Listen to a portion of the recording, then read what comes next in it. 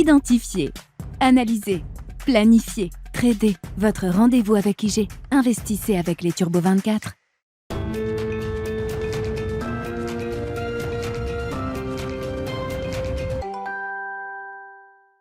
Bienvenue dans Smart Bourse, votre double dose quotidienne de marché en direct sur Bismart. Chaque jour à la mi-journée, 12h30, 13h. Et en fin d'après-midi, la grande édition pendant une heure à partir de 17h en direct, rediffusée à 20h sur Bismart TV.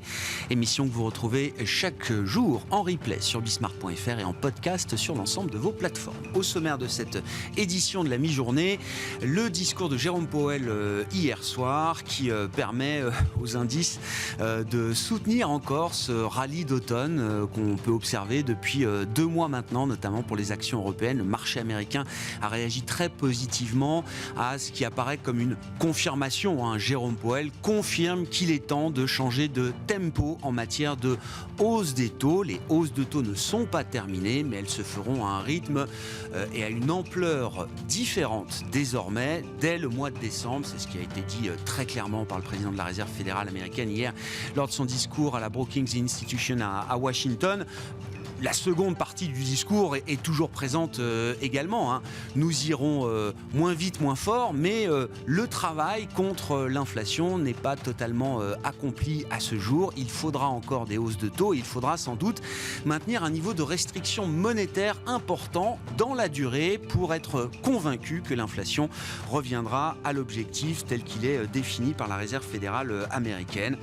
Le marché s'est emballé quand même sur l'idée que la prochaine hausse de taux ne sera plus de 75 points de base, mais de seulement 50 points de base sans doute lors du meeting de la Fed de mi-décembre, avec un Nasdaq qui a signé sa deuxième meilleure hausse de l'année sur une journée, avec un bond de plus de 4% hier en clôture sur le marché américain. Les marchés européens sont toujours légèrement positifs à mi-séance. On tient encore une fois les niveaux qui ont été atteints à l'occasion de ce rallye d'automne, avec un CAC 40 qui tourne autour des 6750 points. Et puis l'autre fait marquant de cette fin d'année, c'est le pivot sanitaire de la Chine, avec de plus en plus d'éléments, d'indices qui montrent que la stratégie zéro Covid en Chine est en train d'évoluer, même si au plus haut niveau politique, le changement de discours n'est pas encore forcément visible. On a vu quand même la vice-première ministre chinoise en charge de la lutte anti-Covid tenir des propos qui laissent entendre effectivement que la stratégie est en train d'évoluer. La lutte contre le virus entre dans une nouvelle phase.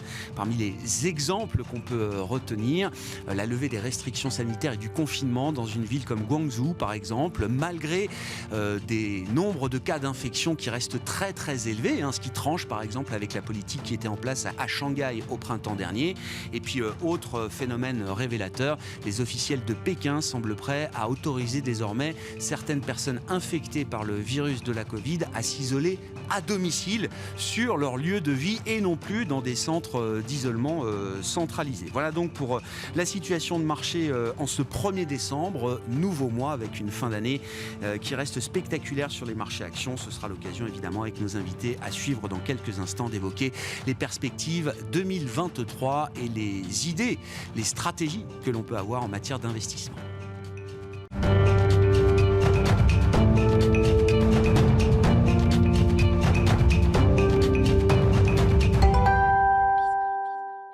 Et oui, c'est la saison des perspectives pour l'année suivante, 2023 en l'occurrence. Derrière le chiffrage des perspectives, ce qui est intéressant, c'est toujours la réflexion qui vient nourrir les investisseurs sur ce qu'ils pourraient advenir sur le plan économique et sur le plan financier en 2023. Nous en parlons avec Alexandre Tavasi, qui est avec nous en visioconférence depuis Genève, responsable CIO Office et recherche macro chez Pictet Wealth Management. Bonjour et bienvenue Alexandre. Merci beaucoup d'être avec nous. On dira un mot des marchés, mais c'est vrai que ce vent d'automne qui porte notamment les actifs risqués et les marchés actions en Europe particulièrement fait naître quelques espoirs pour 2023, notamment sur le plan de la macroéconomie, Alexandre. Je trouve que l'idée la plus consensuelle du moment est celle de dire que la croissance mondiale résistera peut-être mieux que ce qu'on pouvait craindre en 2023. Donc l'idée du soft landing, on tourne autour en tout cas de cette idée. Et dans le même temps, du côté de l'inflation, on pourrait avoir une forme de hard landing, loading, ou en tout cas un décrochage marqué de l'inflation qui donnerait peut-être un peu plus de marge de manœuvre aux banquiers centraux, la Fed en premier lieu. Qu'est-ce que vous pensez de cette idée ou de ce double espoir pour 2023, Alexandre, chez Pictet Wealth Management? Quelle est la probabilité que ce scénario un peu idéal puisse se réaliser et quels sont les risques attachés à cette idée? Alors, les chances d'avoir un scénario aussi idéal que ceci sont relativement maigres. La raison principale est que le niveau d'inflation à partir duquel nous partons aujourd'hui, c'est-à-dire 10% en Europe, est relativement élevé. Et si je regarde les chiffres d'inflation qui ont été annoncés récemment, l'inflation corps, c'est-à-dire hors énergie et hors nourriture, est toujours à 5%. C'est un niveau qui aujourd'hui est inacceptable pour les banquiers centraux. Reste à savoir si les banquiers centraux voudront ramener l'inflation à un niveau de 2%, qui semble être le chiffre magique pour chacun d'entre eux.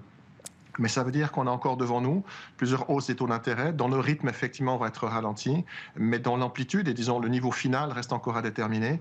De notre côté, du côté des États-Unis, nous avons calé nos prévisions sur un taux final entre 5 et 5,25%. 5 et 5,25% avec des banques centrales qui doivent ensuite prendre le temps de mesurer l'impact de la hausse des taux d'intérêt sur leur économie. Ça veut dire qu'on a certainement en tout cas une première moitié d'année pendant laquelle les conditions monétaires vont rester très restrictives. Encore une fois, nous partons de zéro pour arriver à 5 écarts dans une période de temps qui finalement était très comprimée. Ceci devrait quand même amener l'économie avec un ralentissement sérieux, potentiellement même une récession. Et qui dit récession dit également baisse des bénéfices du côté des entreprises qui sont cotées. Donc à un moment donné, le marché, passé l'euphorie actuelle, c'est-à-dire passé le sentiment positif qui est de dire les banquiers centraux vont remonter, mais avec un rythme moins soutenu que ce que nous avions prévu. Ensuite viendra la réalité des bénéfices, de la baisse des bénéfices, qui à un moment donné devrait quand même impacter l'ensemble des marchés boursiers. Donc effectivement, le mode espoir qu'on peut constater dans le marché aujourd'hui peut être également un point de fragilité à un moment dans le cours de l'année 2023, Alexandre. Oui, et surtout si l'on regarde le niveau de valorisation que l'on a aujourd'hui. On a ce rebond récent, mais les estimations bénéficiaires sont plutôt en baisse. De notre côté, nous estimons que les bénéfices aux États-Unis pourraient baisser jusqu'à 5%. Ça veut dire que le ratio risque-performance n'est pas très intéressant aujourd'hui parce qu'on revient à des niveaux de valorisation qui ne sont pas très loin des 17 fois les bénéfices. 17 fois les bénéfices, alors que sur les dépôts en liquidité, c'est-à-dire sur les dépôts en cash, aujourd'hui, la rémunération est de 4,5% aux États-Unis. Donc, ça veut dire que la perspective d'avoir une bonne performance boursière via les marchés actions doit être vue également en perspective de ce que l'on obtient si l'on reste en dehors des marchés. Et cette rémunération-là, aujourd'hui, est relativement élevée, va certainement continuer de monter en raison des resserrements monétaires. Et donc, on doit être sûr de notre côté que les valorisations sur le point d'entrée dans les marchés actions sont suffisamment attractives pour justifier effectivement de revenir dans les marchés actions. Vous l'avez dit d'un mot, Alexandre, mais ce sera peut-être d'ailleurs un point de conversation important au cours de l'année 2023. Est-ce que les banques centrales iront jusqu'à ramener l'inflation à 2%? Est-ce que véritablement les banques centrales, la Fed en tête, voudra voir le smoking gun, l'inflation à 2%, les yeux dans les yeux? Ça a été une partie importante du discours de la Fed à travers l'année 2022. Est-ce qu'une conversation sur un nouvel objectif d'inflation peut faire partie de l'année 2023, Alexandre? Non seulement ça peut, mais cela doit. Parce que les efforts que les banquiers centraux doivent entreprendre pour ramener de l'inflation des niveaux actuels à un niveau mettant entre 3 et 4% seront suffisants avec le niveau des taux d'intérêt que nous prévoyons, c'est-à-dire 5 écarts aux États-Unis et 2,5 en Europe. Si la vue des banquiers centraux, c'est qu'un niveau d'inflation structurellement plus élevé que celui que nous avons eu pendant les 10 ou 15 dernières années doit être justifié et qu'il faut ramener l'inflation à 2%. Dans ce cas-là, ces 5 écarts de resserrement monétaire ne suffiront pas à ramener l'inflation à un niveau de 2%. Et donc la mauvaise nouvelle, mais encore une fois, ça reste encore à déterminer, c'est si les banquiers centraux restent accrochés à ce niveau d'inflation de 2%, eh bien on ne finira pas avec un niveau des taux d'intérêt à 5 écarts, on ira sensiblement plus élevé. Et donc la discussion va être de savoir si du côté des banquiers centraux, mais également des gouvernements, est-ce que structurellement, l'on peut accepter une inflation qui est légèrement supérieure, tenant compte d'une inflation à 3 à 4% qui finalement satisfait beaucoup de critères, Dans ce niveau d'inflation de 3 à 4%, les entreprises, via leur chiffre d'affaires, ont leurs bénéfices qui sont relativement bien soutenus, mais ça permet également de faire diminuer le stock de dette que nous avons aujourd'hui dans le système financier, avec une inflation qui est plus élevée et finalement des taux d'emprunt qui sont plus bas que ceci. L'idée d'ajuster l'objectif de l'inflation, c'est une idée qui peut recueillir un consensus suffisamment large et rapide, Alexandre. Alors, il y a beaucoup de travaux académiques de ce point de vue-là. Olivier Blanchard encore s'est exprimé récemment, je crois, sur l'idée que l'objectif d'inflation devrait être plutôt proche de 3% finalement, pour permettre de maintenir un peu d'huile dans les rouages, d'une certaine manière. Alexandre, du côté des banquiers centraux en poste, est-ce que c'est un consensus qui est possible à horizon 2023 ? Pour l'instant, il est trop tôt de pouvoir en discuter, puisque finalement, leur combat aujourd'hui, c'est de limiter cette inflation et d'être sûr que le resserrement monétaire leur permet d'achever cet objectif-là. Mais n'oublions pas que nous venons d'un environnement, finalement, post la faillite de Lehman Brothers, c'est-à-dire post 2008-2009, où nous avons vécu 13 ans, pendant une période où finalement les taux d'intérêt étaient soit à zéro du côté des États-Unis, soit en territoire négatif pour l'ensemble de la zone euro. Et donc, nos paramètres de vision de l'inflation sont quelque peu faussés par ces dernières années, où le problème auquel nous faisions face, c'était un manque d'inflation. D'où cette idée de l'ensemble des banquiers centraux, mais des gouvernements également, de ramener l'inflation à un niveau de 2%. Est-ce que si l'on revient dans une situation un peu plus normale, c'est-à-dire une économie qui a moins besoin d'être gérée par les banquiers centraux et par les gouvernements, finalement, si l'on regarde près 2008-2009, l'inflation était à un niveau structurellement plus élevé, et c'est peut-être ça qui est vraiment la norme dans laquelle nous devons revenir. Mais pour l'instant, encore une fois, du côté de la communication des banquiers centraux, le risque est de trop communiquer sur cet objectif final avant d'avoir réussi à faire infléchir les chiffres d'inflation tels que nous les voyons maintenant. Une des grandes questions ou un des grands paramètres pour la macro globale de 2023, c'est la question chinoise. Que va faire la Chine, Alexandre? Je formule la question différemment. Est-ce qu'une reprise marquée de l'activité économique en Chine est souhaitable à ce stade? Alors pour la Chine sans doute, mais pour le reste du monde, pour nos économies en Europe et aux États-Unis? Elle est souhaitable, mais elle est compliquée. Soyons clairs, ce que vous avez mentionné en début de reportage, c'est-à-dire la réouverture maintenant, la fin de la stratégie Covid-0, se fait sous la contrainte. Dans l'idéal, les autorités auraient voulu préparer le terrain pour arriver à ce phénomène de réouverture. Préparer le terrain, c'est-à-dire préparer l'appareil sanitaire, puisque finalement, à partir du moment où on relâche, la situation permet aux gens à nouveau de recirculer. Le nombre de cas de contamination explose, particulièrement dans un environnement comme l'environnement chinois. Ça n'a pas pu être fait simplement parce qu'on doit ouvrir sous la contrainte. Deuxièmement, les taux de vaccination au niveau de la population la plus risquée n'est pas au niveau souhaité. Donc les mois prochains vont être des mois pendant lesquels certainement le nombre de contaminations en Chine va exploser. On parle ici de plusieurs millions de personnes qui devraient probablement être contaminées, avec un impact économique qui reste encore à déterminer. Donc ça va être la difficulté, en tout cas sur la première moitié de l'année prochaine. C'est souhaitable pour la conjoncture mondiale d'avoir le moteur chinois qui fonctionne bien, étant donné que c'est un paramètre important pour l'ensemble de la planète. Mais il faut être clair, ça crée également une demande potentielle importante sur le marché de l'énergie en 2023, à un moment où les Européens, eux également, ont besoin de s'assurer de la fourniture de l'énergie sur les marchés internationaux, étant donné qu'ils n'obtiennent plus leur énergie via les pipelines qui viennent de la Russie. Donc il peut se passer une situation de compétition finalement pour s'assurer de son approvisionnement énergétique, qui peut donc maintenir les prix de l'énergie à un niveau relativement élevé et qui peut permettre également aux chiffres de l'inflation qui dépendent de l'énergie de ne pas baisser autant que si la Chine restait en situation de contraction économique ou de faible croissance économique. Je rappelle, parmi les informations marquantes des derniers jours, un accord historique entre le chinois Sinopec et le fournisseur qatari de gaz liquéfié, naturel liquéfié, bien sûr, un accord qui porte sur plusieurs dizaines d'années. On n'avait jamais vu des accords de long terme aussi longs, justement, noués sur ces questions énergétiques. Conclusion de tout ça en matière d'investissement, Alexandre, et on a compris effectivement que ce rallye de fin d'année était peut-être à prendre avec un peu de recul. Néanmoins, beaucoup d'investisseurs constatent que le grand reset de l'année 2022 ouvre un champ d'opportunités qu'on n'avait peut-être plus vu depuis longtemps sur les marchés. Quelles sont les opportunités qui vous paraissent intéressantes aujourd'hui? Et globalement, comment avez-vous envie d'entamer l'année 2023 sur le plan de l'investissement?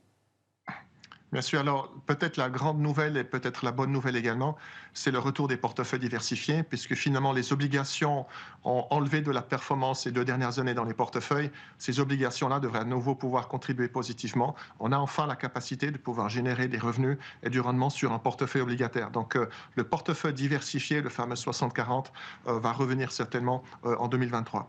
Ensuite, vous avez différents éléments qui sont importants, mais tel que je mentionnais la partie obligataire, aujourd'hui, enfin, dans la zone euro, mais surtout aux États-Unis, les obligations d'entreprise, donc les obligations du crédit investment grade, fournissent aujourd'hui des rendements qui sont tout à fait intéressants. Donc, s'il fallait commencer un portefeuille à partir de 100% de liquidité, ce sera certainement la première partie sur laquelle on voudrait investir.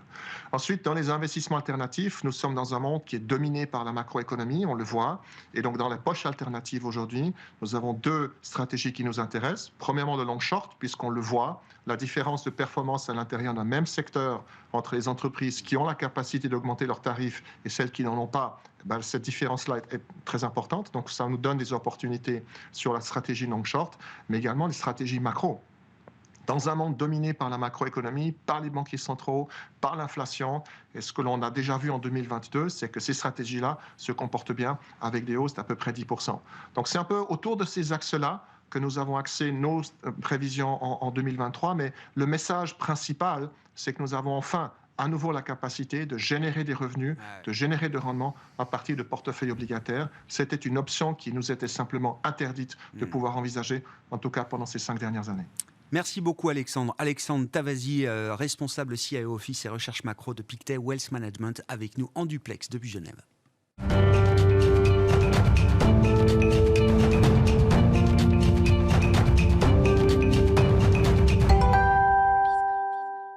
Et c'est Franklin Pichard qui est à mes côtés en plateau pour poursuivre cette discussion sur le plan des marchés, notamment directeur général de Kipling Finance. Bonjour Franklin. Bonjour Grégoire. Bienvenue. Alors, le nom de l'émission Smart Bourse devient peut-être un peu réducteur au regard du champ d'opportunités qui s'ouvre désormais à nouveau en matière d'investissement. Mais restons quand même sur ce rallye boursier de l'automne qui profite largement aux actions européennes. Je le dis depuis plusieurs jours, 2022 aura été spectaculaire en tout point jusqu'au finish de cette année qui l'est encore à nouveau spectaculaire.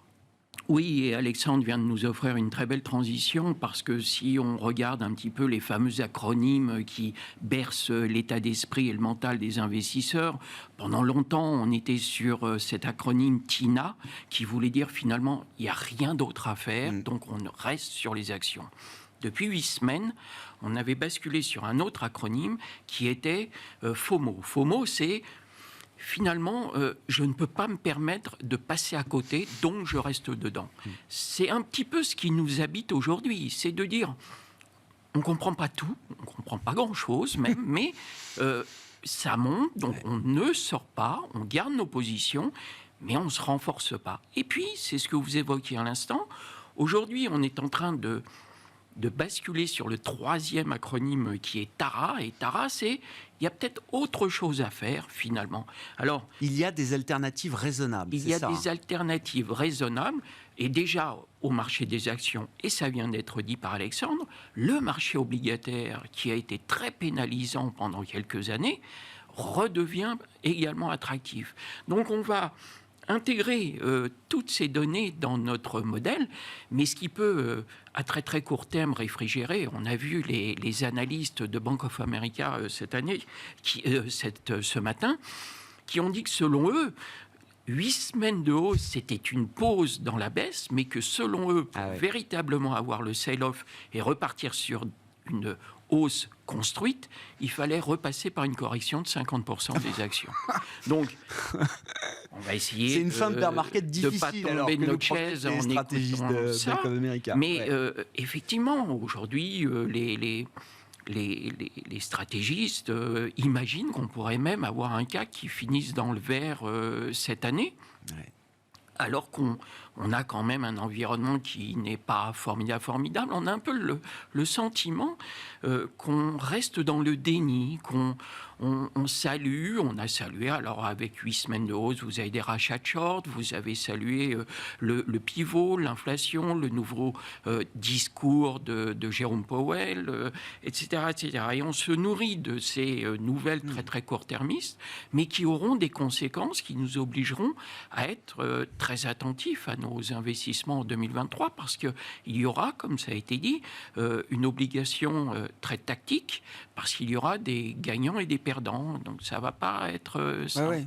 Oui, vous dites effectivement, c'est intéressant parce que bon, le marché a toujours une fonction d'anticipation, mais c'est vrai qu'au terme de l'année 2022, ce qu'on constate quand même, c'est que la croissance européenne est bien meilleure que ce qu'on imaginait il y a encore quelques mois.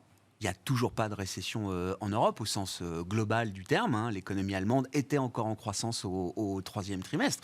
La récession viendra, mais elle arrive peut-être plus tard que ce qu'on pouvait imaginer. Et puis les résultats des entreprises. Là aussi, je ne sais pas, à Paris ou en Europe, on va avoir 15-20% de progression des résultats des bénéfices des entreprises sur l'ensemble de cette année 2022. Donc avec un CAC qui se rapproche de l'équilibre, finalement, le marché se maintient, mais est plutôt moins cher que ce qu'il était d'ailleurs en début d'année, de ce point de vue-là. Vous dites le risque, c'est peut-être d'aller trop vite et d'anticiper trop de bonnes nouvelles potentielles pour 2023 partant de là. Oui, parce que cette année 2023, qui effectivement ne s'est pas révélée en 2022, cette inflation, les entreprises vont en payer un petit peu les conséquences. Le coût en capital, d'une part, et puis on l'évoquait hors micro, les entreprises vont devoir s'adapter à ce nouvel environnement.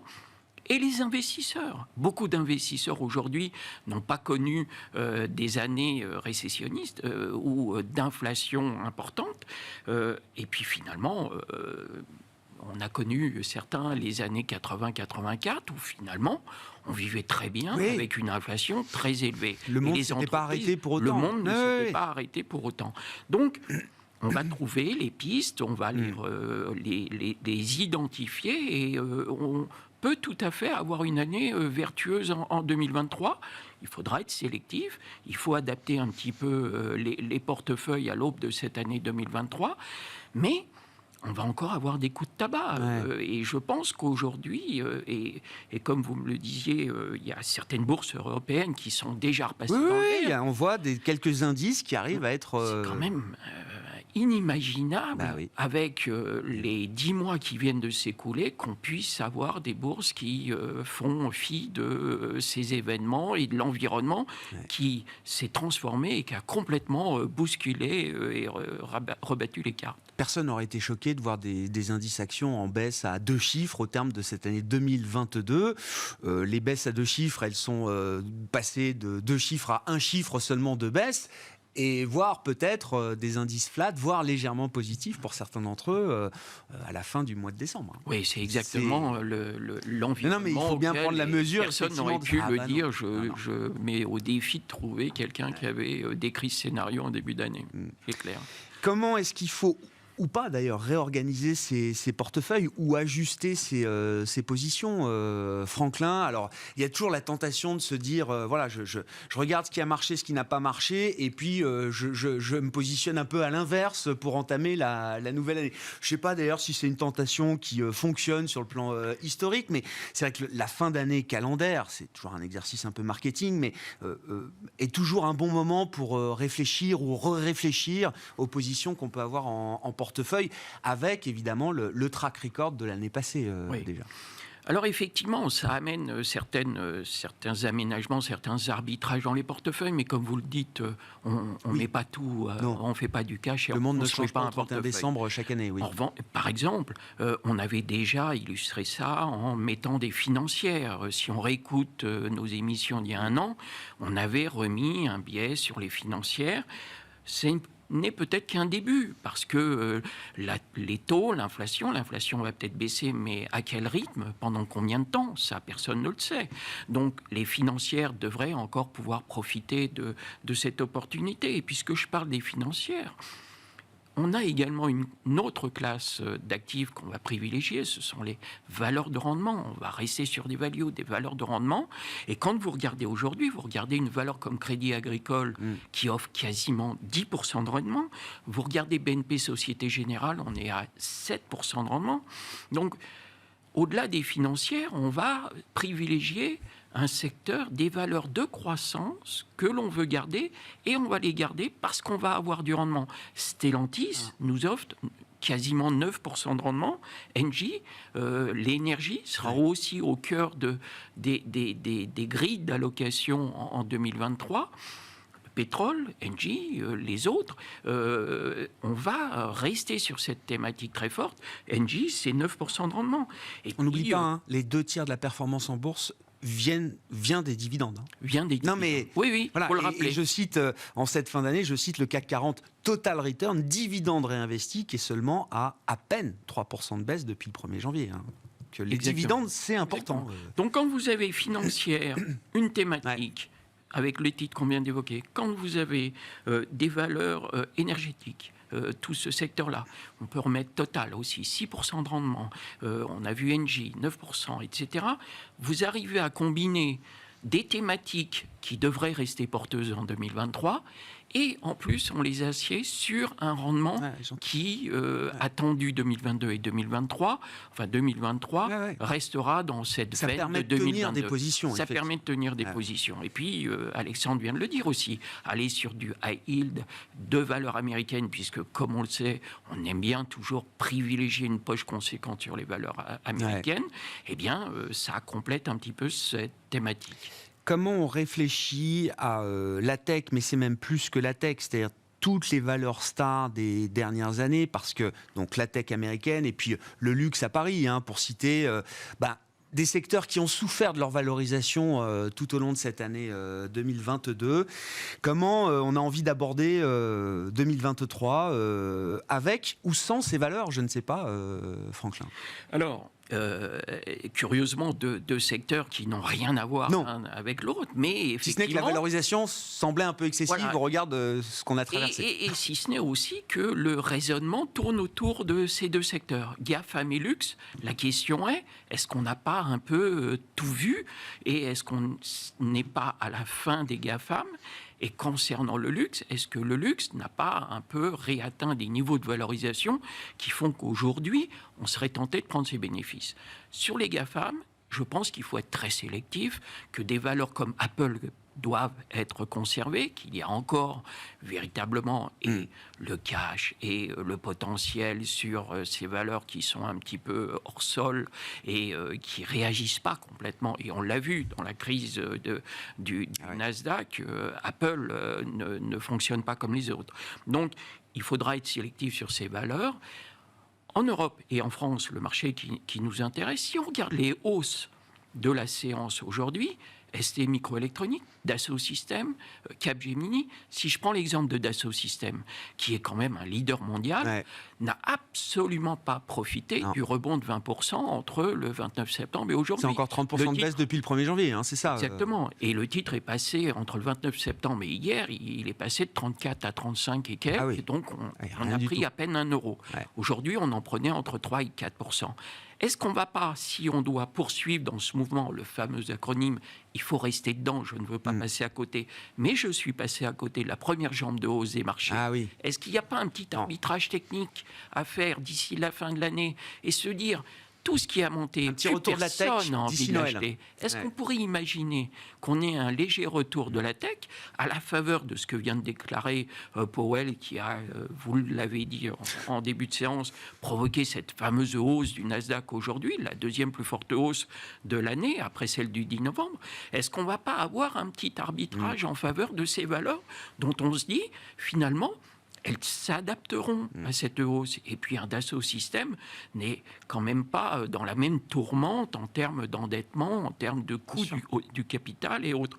Donc je pense qu'il va y avoir un petit peu de réalité économique qui va s'opérer et que dans ce contexte-là, Si le marché doit poursuivre sa hausse jusqu'à la fin de l'année, ça ne peut pas se faire sans une petite rotation sectorielle. On voit le luxe qui est un peu revenu aussi. Et alors, quant au luxe, excusez-moi, rapidement, juste pour finir, Franklin. quant au luxe, si on a une ouverture sur la Chine, il faut peut-être pas quand même jeter le bain et le bébé avec. On a vu des valeurs comme Hermès et LVMH qui réagissaient alors en anticipation d'une réouverture sanitaire potentielle en Chine, qui ont déjà bien réagi. LVMH et Hermès sont flat depuis le 1er janvier. C'est Hermès, la valeur la plus chère du CAC, qui a accusé des baisses jusqu'à 25-30% à un moment cette année, et est revenu à l'équilibre en ce début de mois de décembre. Merci beaucoup Franklin. Franklin Pichard avec nous tous les 15 jours, le jeudi dans Smart Bourse à 12h30, directeur général de Kipling Finance.